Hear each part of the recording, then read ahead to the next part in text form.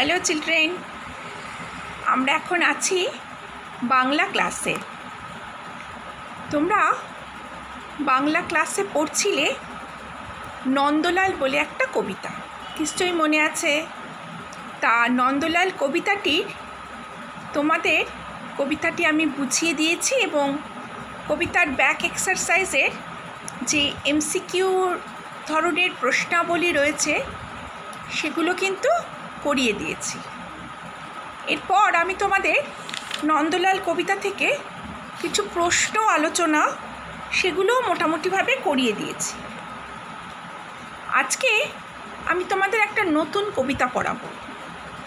তার আগে তোমাদের আরেকবার বলে দিই যে হাফ ইয়ারলিতে তোমরা যেই সিলেবাসের ওপর পরীক্ষা দেবে আমরা কিন্তু তার অনেকখানি পড়ে ফেলেছি, যদিও এখনও ফার্স্ট ইউটি পরীক্ষা তোমাদের হয়নি।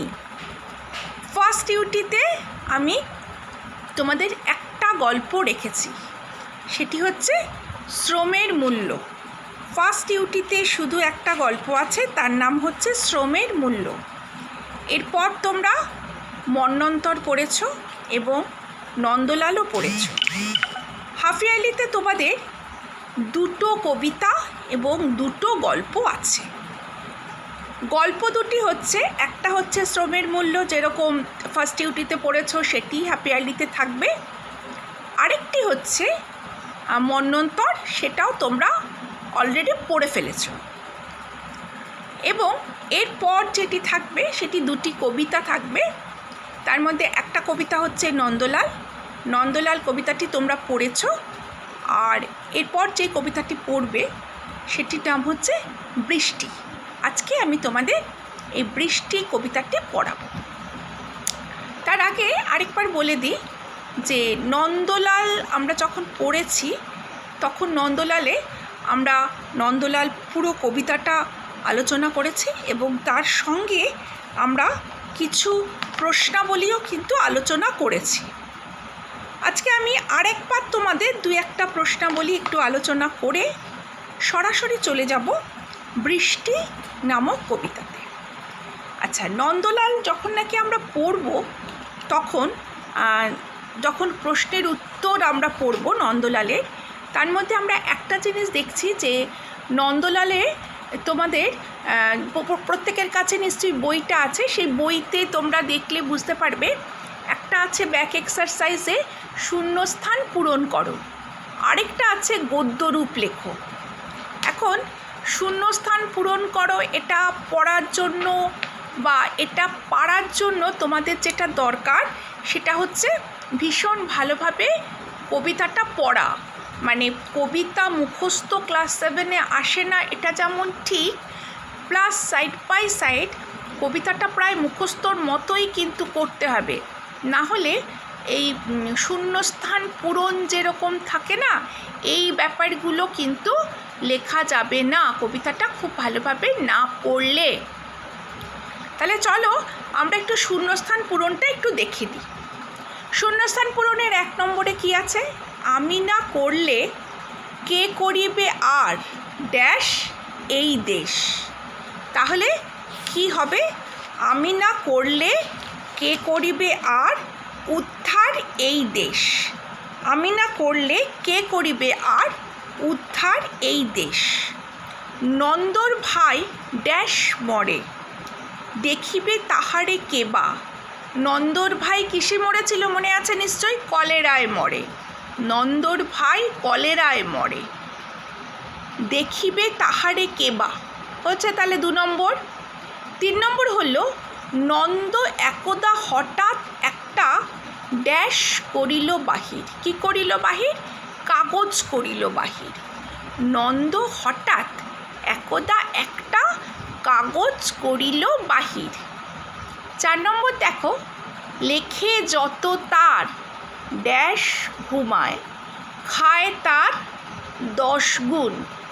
লেখে যত তার দ্বিগুণ ঘুমায় খায় তার 10 গুণ। আচ্ছা, 5 নম্বর দেখো, নৌকা ভীষণ ডুবিছে ভীষণ নৌকা ভীষণ ডুবিছে ভীষণ, ফিশন মানে বলে দিয়েছি আগের বছরকে বলে ফিশন, আর ডুবিছে ভীষণ রেলে ড্যাশ হয়, রেলে কলিশন হয়। সুতরাং বুঝতে পেরেছ, ভালো করে রিডিং বা প্রায় মুখস্থর মতো না পড়লে কিন্তু এই শূন্যস্থান পূরণ পারা যাবে না। তারপর তোমরা আরেকটা জিনিস দেখছো, পরে রয়েছে গদ্যরূপ লেখো। নন্দের ভাই কলেরায় মরে, দেখিবে তাহারে কেবা, সকলে বলিল যাও না নন্দ, করো না ভাইয়ের সেবা। নন্দ বলিল ভাইয়ের জন্য জীবনটা যদি দিই, না হয় দিলাম, কিন্তু অভাগা দেশের হইবে কি। এই চারটে গদ্য মানে গল্পের মতো করে লেখো। এই যে আমরা কবিতার মতো করে লিখছি না বা কবিতা হিসেবে পড়ছি না, বলছি এটা কবিতা হিসেবে না পড়ে এটাকে গল্পের মতো করে লেখো বা গল্পের মতো করে পড়ো। এটাকে আমরা যখন গল্পের মতো করে লিখবো, আমরা সেটাকে কি পড়বো তাহলে আমরা পড়বো যে নন্দের ভাইয়ের কলেরা হয়েছিল, তাকে দেখার কেউ ছিল না, তখন সবাই বলল নন্দ তুমি যাও গিয়ে ভাইয়ের সেবা করো। নন্দ বলল ভাইয়ের জন্য যদি আমি প্রাণটা দিয়ে দিই সেটা নয় দিলাম, কিন্তু দেশের কি হবে, অভাগা দেশের কি হবে। আমি এটাও কিন্তু তোমাদের অ্যাকচুয়ালি ক্লাস তো সেভাবে ইন্টারাকশন সেশন পাই না, সুতরাং তোমরা কতটা কি বুঝতে পারছো না পারছো আমি তো বুঝতে পারছি না। যাই হোক, আমি তোমাদের এটা খাতায় করেই পাঠিয়ে দেব। তারপরেরটা আছে, নন্দ একদা হঠাৎ একটা কাগজ করিল বাহির, গালি দিয়া সবে গদ্যে পদ্যে বিদ্যা করিল জাহির। পড়িল ধন্য দেশের জন্য, নন্দ খাটিয়া খুন, লেখে যত তার দ্বিগুণ ঘুমায়, খায় তার 10 গুণ। তাহলে এটাকে যদি আমরা গদ্য রূপে অর্থাৎ গদ্যের মতো করে লিখি, তাহলে আমরা কি লিখব, যে নন্দ একবার একটা কাগজ বের করেছিল, তাতে সে সবাইকে গালাগালি দিয়ে তার বিদ্যা জাহির করেছিল। তখন দেশের জন্য চারিদিকে নন্দের ধন্য ধন্য পড়ে গেল। সবাই ভাবতে লাগলো যে নন্দ খুব কাজ করে, সে যত বেশি লিখত তার দ্বিগুণ খেত এবং তার 10 গুণ ঘুমতো। তাহলে এই হচ্ছে গদ্যরূপ। গদ্যরূপ মানে কিন্তু তোমার যে গল্প লেখা ব্যাপারটা নয়, অর্থাৎ তুমি তোমার মতো বানিয়ে 2-4 লাইন লিখে দিলে সেটা নয়, তবে মোটামুটিভাবে যেটা বলতে চেয়েছে সেটাকেই যেরকম কবিতার ছন্দে না লিখে গদ্যের ছন্দে মানে গদ্যের মতো করে লিখতে হবে, একেই আমরা বলি গদ্যরূপ। এরপর আমরা আগের দিন তোমাদের অতি সংক্ষিপ্ত প্রশ্ন এবং সংক্ষিপ্ত প্রশ্ন, অতি সংক্ষিপ্ত প্রশ্নগুলি আলোচনা করে দিয়েছিলাম, সংক্ষিপ্ত প্রশ্ন সেভাবে আলোচনা করা হয়নি। তাহলেও আমার মনে হয় 2-1টা সংক্ষিপ্ত প্রশ্ন আলোচনা করে আমরা আজকে আমাদের নতুন পদ্যে চলে যাব। বাই দিস টাইম তোমরা তোমাদের নন্দলালের পোস্ট পেয়ে যাবে। সংক্ষিপ্ত প্রশ্নাবলী আবার একটু আলোচনা করে দিই। নন্দলাল কি পণ করেছিল, সেই পণ কি সে রক্ষা করেছিল? কি লিখব? নন্দলাল কি পণ করেছিল, নন্দলালের পণটা কি ছিল? স্বদেশের তরে যা করেই হোক রাখিবে সে জীবন। তাহলে নন্দলাল কি পণ করেছিল 1 নম্বর, তাহলে কি লিখবে? নন্দলাল পণ করেছিল যে সে দেশের জন্য প্রাণ দেবে। আচ্ছা, নন্দলাল কি সেই পণ রক্ষা করেছিল? এটা হচ্ছে সেকেন্ড প্রশ্নটা। তাহলে কি লিখব? নন্দলাল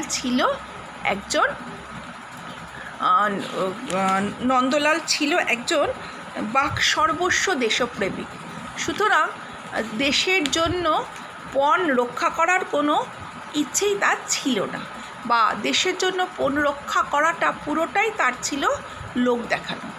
সুতরাং পণ রক্ষার এক্ষেত্রে কোনো প্রশ্নই ওঠে না। এবার যদি এটাতে পুরোটাতে 1 নম্বর থাকে, তাহলে নন্দলাল কী পণ করেছিল? 1। নন্দলাল দেশের জন্য প্রাণ রক্ষার পণ করেছিল 1। সেই পণ কি সে রক্ষা করেছিল? এবার যদি এটাতেও 1 নম্বর থাকে, তাহলে কি লিখবে? যেহেতু সে একজন ভণ্ড দেশপ্রেমিক ছিল, সুতরাং সে পণ রক্ষা করার কোনো প্রশ্নই এখানে ওঠে না। তারপর 2 নম্বর প্রশ্ন, নন্দ কেন ভাইয়ের সেবা করতে পিছিয়ে গিয়েছিল। নন্দ ভাইয়ের সেবা করতে পিছিয়ে গিয়েছিল কারণ হিসেবে নন্দ বলেছিল সে ভাইয়ের জন্য যদি প্রাণ দিয়ে দেয় তাতে তার কোনো অসুবিধা নেই, কিন্তু দেশের খুব ক্ষতি হয়ে যাবে। অর্থাৎ নন্দ নিজেকে এতটাই ভালোবাসত যে ভাইকে সেবা করতে গিয়ে তার যদি কোনো ক্ষতি হয় সেটা সে মেনে নিতে পারত না, অর্থাৎ সে চাইতো না, সে নিজে সর্বদা সুস্থ থাকতে চাইতো। সুতরাং সেই জন্যই সে ভাইয়ের সেবা করতে পিছিয়ে এসেছিল। নন্দ কি বলেছিল যে ভাইয়ের জন্য আমি যদি প্রাণ দিয়ে দিলাম কিন্তু দেশের কী হবে, এটা সে নন্দ বলেছিল। কিন্তু প্রকৃতপক্ষে নন্দ কাউকেই ভালোবাসত না, সে শুধু নিজেকে ভালোবাসত। সেই জন্য সে একজন ভণ্ড দেশপ্রেমিক ছিল, সেই জন্য সে ভাইয়ের সেবা করতে পিছিয়ে এসেছিল। যে নিজের ভাইকে ভালোবাসে না, নিজেদের মাকে ভালোবাসে না, সে কী করে দেশকে ভালোবাসবে? এটাই তার প্রমাণ। নন্দ কি সত্যিই দেশপ্রেমিক ছিল? সংক্ষেপে উত্তর দাও। এই প্রশ্নটার মধ্যেই মোটামুটি পুরো কবিতাটাকে আমরা ছোট্ট করে বলে দিতে পারি যে নন্দ আলোচ্য কবিতাটা অর্থাৎ দীনদয়াল রায়ের লেখা নন্দলাল কবিতায় আমরা দেখছি নন্দলাল প্রকৃতপক্ষে একজন ভণ্ড দেশপ্রেমিক ছিল, সে বাক সর্বস্ব দেশপ্রেমিক ছিল। এবার বলছে যে সংক্ষেপে উত্তর দাও, তার মানে কবিতাটাকে খুব শর্ট ফর্মে লিখতে হয়। যে আলোচ্য কবিতায় আমরা দেখতে পাই যে নন্দলাল মুখে অনেক কথাই বলতো দেশের জন্য প্রাণ দেবার কথা, এবং সে দেশের জন্য প্রাণ দেবার জন্য সে তার ভাইয়ের সেবা পর্যন্ত করেনি। তারপরে সে কাগজে অর্থাৎ সে প্রচুর সাহেবদের বিরুদ্ধে কথা বলেছিল, কিন্তু সাহেবরা যখন তাকে এসে জিজ্ঞেস করলো তখন সে সাহেবদের কিছু সব কথা মেনে নিয়ে তাদের কাছে নিজের মাথা বিকিয়ে দিয়েছিল। অর্থাৎ নন্দলাল প্রকৃতপক্ষে দেশপ্রেমিক ছিল না, সে বাকসর্বস্ব ভণ্ড দেশপ্রেমিক ছিল। সে ওপরে বলতো যে দেশের জন্য সে খুব চিন্তিত এবং সে দেশের কথা ভাবে, সে একজন মহান মানুষ, কিন্তু ভেতরে ইংরেজদের সঙ্গে তার একটা ভেতরের সম্পর্ক ছিল। অর্থাৎ তার ইংরেজদের সঙ্গে তার আলাদা করে ইংরেজদের প্রতি তার যে বিদ্বেষ ঘৃণা ছিল সেটা তো নয়, উপরন্তু তাদের কাছ থেকেও সে স্বার্থান্বেষী ছিল, তাদের কাছ থেকেও সে সুবিধা নিত এবং দেশের লোকের কাছ থেকেও সে সুবিধা নিত। এইভাবে সে তার শুধুমাত্র নিজের আখের ভরত। এই রকমই ছিল নন্দলালের দেশপ্রেমিক হিসেবে মতবাদ। এবার বলছে শেষে যে নন্দলালের জীবনের বাকি দিনগুলি কিভাবে কাটলো। নন্দলালের জীবনে বাকি দিনগুলি সে অনেক কষ্টে বিছানায় শুয়ে খুব কষ্ট করে কেটেছিল। আচ্ছা, এবার দেখো নন্দলালের এরপরে কিছু রচনাধর্মী প্রশ্ন আছে। প্রথম হচ্ছে নন্দলালের চরিত্রটি বর্ণনা করো। তারপরে হচ্ছে নন্দ বলিল ভাইয়ের জন্য জীবনটা যদি দিয়ে, এগুলো সব রচনাধর্মী প্রশ্ন। রচনাধর্মী প্রশ্নেতে আমি তোমাদের এই কবিতা থেকে নন্দলালের চরিত্রটা অর্থাৎ কবিতার সারাংশটা একটা ছোট্ট করে লিখে দেবো, বা এই যে প্রশ্নটা যে নন্দলাল কি সত্যি দেশপ্রেমিক ছিল, সংক্ষেপে উত্তর দাও। এই প্রশ্নটা ভালোভাবে পড়লে পরেই তোমরা কিন্তু এই প্রশ্নটার আর উত্তরটাই প্রায় সবকটা প্রশ্নে ঘুরিয়ে ফিরিয়ে বিষয়বস্তুটা কিন্তু একই। সুতরাং আমি তোমাদের অবশ্যই পোস্ট পাঠালে তোমরা বুঝতে পারবে যে কীভাবে কীরকমভাবে কোন প্রশ্নটা কীভাবে লিখব। এরপর আমরা আজকে একটা কবিতা পড়ব। এই কবিতাটি তোমাদের কিন্তু হাফ ইয়ারলি সিলেবাসে আছে এবং হাফ ইয়ারলি সিলেবাসে এটাই আমাদের লাস্ট কবিতা। কবিতাটার নাম হচ্ছে বৃষ্টি, লেখক শঙ্খ ঘোষ। এবার এই যে আমরা নন্দলাল কবিতাটা পড়লাম, তার যে লেখক ছিলেন দ্বিজেন্দ্রলাল রায়, তিনি ছিলেন 18th সেঞ্চুরির লেখক। হ্যাঁ, আজকে আমরা যে কবিতাটা পড়ব শঙ্খ ঘোষ, তিনি হচ্ছেন একদম আধুনিক লেখক, অর্থাৎ তাকে আমরা বলবো আধুনিক কবি। এখনকার দিনের কবি হচ্ছেন শঙ্খ ঘোষ। শঙ্খ ঘোষ মোটামুটি 1932 খ্রিস্টাব্দে তিনি জন্মেছিলেন এবং 1932 খ্রিস্টাব্দে জন্মেছিলেন শঙ্খ ঘোষ। এবং শঙ্খ ঘোষ কিন্তু তিনি আধুনিক কবি হিসেবেই পড়েন। এবং এই যে এতদিন পর্যন্ত তোমরা কিন্তু আধুনিক কবির সেই হিসেবে কোনো কবিতা পড়োনি আমার মনে হয়, কারণ আধুনিক কবির কবিতা না পড়ে তোমরা তোমরা এর আগের ক্লাসেও দেখো রবীন্দ্রনাথের কবিতা পড়েছো তোমরা তো ক্লাস 7, হ্যাঁ, কিংবা ধরো আগের ক্লাসে সেই প্রথমেই আমরা অন্যান্য কবির কবিতা পড়েছি। এবার অর্থাৎ একটা সময়, যেমন ধরো আজ থেকে অনেক বছর আগে, 500-600 বছর আগেকার আর কোনো কিছু আমরা যদি পড়ি, তাহলে সেই সময়কার লেখাটা সেই রকম হয়। যেমন ধরো তোমরা রামায়ণ কিংবা মহাভারত থেকে কোনো ছোটো কোনো প্যাসেজ যদি পড়ে থাকো বা ছোটো কোনো কাব্যাংশ যদি পড়ে থাকো, তাহলে দেখবে সেখানকার লেখার স্টাইল, অর্থাৎ সেইটা পড়ে তোমরা যতটা বুঝবে কি যতটা রিয়েলাইজ করতে পারবে, যত মডার্ন কবির কবিতা পড়বে তোমাদের কাছে কিন্তু ভাষাটা অনেক বেশি সাবলীল লাগবে, মানে ভাষাটা অনেক বেশি পরিষ্কার লাগবে। আর বিষয়বস্তুর ক্ষেত্রেও আগেকার কবিতাগুলোর বিষয়বস্তু একরকম, মডার্নাইজেশন অর্থাৎ আধুনিক যুগের কবিতার বিষয়বস্তু কিন্তু একটু অন্যরকম, অনেক কিছু স্বাভাবিক, অনেক কিছু প্রাণের সঙ্গে যুক্ত। আর ঠিক মানে আধুনিক যুগের প্রথম দিকটায় অর্থাৎ এই 18th সেঞ্চুরি থেকে শেষ থেকে মোটামুটি রবীন্দ্রনাথ পর্যন্ত কি রবীন্দ্র উত্তর কিছুদিন পর্যন্ত আমরা যেসব কবিতা পড়ি সেসব কবিতার মধ্যে অনেক ক্ষেত্রে কিন্তু ব্রিটিশ শাসন অর্থাৎ ইংরেজদের বিরুদ্ধে অনেক ব্যাপার চলে আসে, কারণ সেই সময় আমাদের দেশে কিন্তু ব্রিটিশ শাসন ছিল। কিন্তু আমরা যখন পুরোপুরি আধুনিক সাহিত্য পড়ব সেখানে কিন্তু আমরা দেখব সেটা জীবনের সঙ্গে আমাদের জগতের সঙ্গে মিলেমিশে এক হয়ে গেছে আধুনিক কবিতা কিংবা আধুনিক গল্প। তোমরা এখন একটা কথা খুব শোনো, সেটা হচ্ছে জীবনমুখী গান। জীবনমুখী গানের কনসেপ্টটা কিন্তু আজ থেকে 25 বছর আগেও ছিল না, 25-30 বছর আগে কারো কনসেপ্ট নয়। তখন একটা অন্য আঙ্গিকে গান বলো, কবিতা বলো, সব কিছু হতো। হঠাৎ করে পৃথিবীটা এমনভাবে বদলে গেল, সারা পৃথিবী জুড়েই শুরু হলো অন্য রকমভাবে বেঁচে থাকা, অর্থাৎ জীবনমুখী লাইফ ফিলোসফিটাকে এখনকার মানুষরা একটু অন্যরকমভাবে দেখলো, তাই শুরু হলো জীবনমুখী গানের কদর। আজকে আমরা যে শঙ্খ ঘোষের কবিতা পড়ব, শঙ্খ ঘোষ আমাদের বাংলার সাহিত্যের আকাশে উনি কিন্তু একদম শুকতারার মতো জ্বলজ্বল করছে, অর্থাৎ উনি লেখার স্টাইলটাই অনেকটা বদলে দিয়েছিলেন। যেই লেখার স্টাইলের মধ্যে কিন্তু তথাকথিত জীবনাদর্শ থেকে বেরিয়ে আমরা একটু নতুন কিছু ভাবতে পারছি। সমকালীন বাংলা সাহিত্যের বিশিষ্ট কবি ও প্রবন্ধকার হচ্ছে শঙ্খ ঘোষ। তার জন্ম 1932 খ্রিস্টাব্দে বাংলাদেশের চাঁদপুরে। তার পিতা ছিলেন মনীন্দ্র কুমার ঘোষ আর তার মাতা ছিলেন অমলা ঘোষ। তিনি জীবন শুরু করেছিলেন যাদবপুর বিশ্ববিদ্যালয়ের বাংলা বিভাগের অধ্যাপক হিসেবে। এরপর দীর্ঘদিন অধ্যাপনার পরে তিনি বিশ্বভারতীতে যোগ দেন। শঙ্খ ঘোষের কবিতায় 30 দশকের কবিদের শিল্প বিবেক আর 40 দশকের কবিদের সমাজ বিবেক সুন্দরভাবে মিলেমিশে এক হয়ে গেছে। অর্থাৎ শঙ্খ ঘোষের কবিতায় আমরা মোটামুটিভাবে 2 দশকের কবি অর্থাৎ রবীন্দ্রনাথের সমসাময়িক কবিতা অথবা আর রবীন্দ্র উত্তর, সেই সময়টা পুরো মিলেমিশে এক হয়ে গেছে। শঙ্খ ঘোষের কবিতায় সময়ের নির্যাস শিল্পে সংযত হয়ে তার মিথ কথনে ফুটে ওঠে। শঙ্খ ঘোষ তার কবিতায় প্রমাণ করে সত্য কথা বলা ছাড়া কবির আর কোনো কাজ নেই। বাইরের সত্য এবং ভিতরের সত্য যেন মিলেমিশে এক হয়ে গেছে।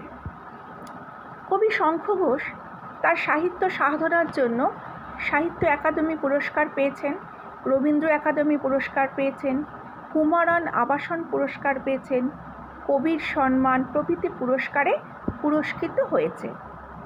তার রচিত উল্লেখযোগ্য গ্রন্থগুলি হলো ছোটদের জন্য লেখা সকালবেলার আলো, সুপারি বনের শাড়ি, গবেষণার গল্প, ছন্দের বারান্দা, সামাজিক নয়, মুখ ঢেকে যায় বিজ্ঞাপনে, বাবরের প্রার্থনা প্রভৃতি। কবির লেখনী আজও একইভাবে দীপ্ত, মানে শঙ্খ ঘোষ কিন্তু এখনও বেঁচে আছে। তাহলে আমরা আজকে পড়ব শঙ্খ ঘোষের একটা খুব সুন্দর কবিতা বৃষ্টি। এই যে বৃষ্টি কবিতাটা পড়ার আগে আমরা একটু এই বৃষ্টির কবিতাটা সম্পর্কে একটু জেনে নিই। বৃষ্টি কবিতার হচ্ছে আলোচ্য কবিতায় কবি মেঘলা আকাশ দেখে ছোট্ট ছোট্ট বাচ্চাদের মধ্যে যে আনন্দের অনুভূতি ভেসে ওঠে তারই সংক্ষিপ্তভাবে উনি রূপরেখা এঁকেছেন। স্কুল যাওয়ার পথে অনেক সময় ঝমঝম করে বৃষ্টি নামলে তোমাদের মধ্যে বেশ একটা বৃষ্টির করতে একটা বেশ একটা মজা লাগে। হয়তো অনেকেই তোমরা ফুলকারে স্কুলে আসো, ভিজে আসার কোনো প্রশ্নই ওঠো না, কেউ বাসে আসো। তাহলেও স্কুলে আসার সময় বৃষ্টি হয়তো অনেক সময় বিরক্ত লাগে, কি মায়েরা চিন্তা করে, কি আমরা বলি ঠান্ডা লেগে যাবে, ভিজিস না, যাই হোক না কেন, কিন্তু সব কিছু মিলিয়ে বৃষ্টির কিন্তু আলাদা একটা মাধুর্য আছে। তাই বোধহয় রবীন্দ্রনাথ লিখেছিলেন, হৃদয়ে আমার নাচেরে আজকে ময়ূরের মতো নাচেরে। তাহলে আজকে আমরা কিন্তু রবীন্দ্রনাথ পড়ব না, আজকে আমরা এই বৃষ্টিকে কেন্দ্র করে পড়ব শঙ্খ ঘোষের কবিতা বৃষ্টি। আজকে আর সময় নেই, আজকে আমরা এইটুকুই পড়লাম। পরের দিন আমি পড়াবো, অর্থাৎ কালকে, শঙ্খ ঘোষের এই কবিতাটির নাম হচ্ছে বৃষ্টি।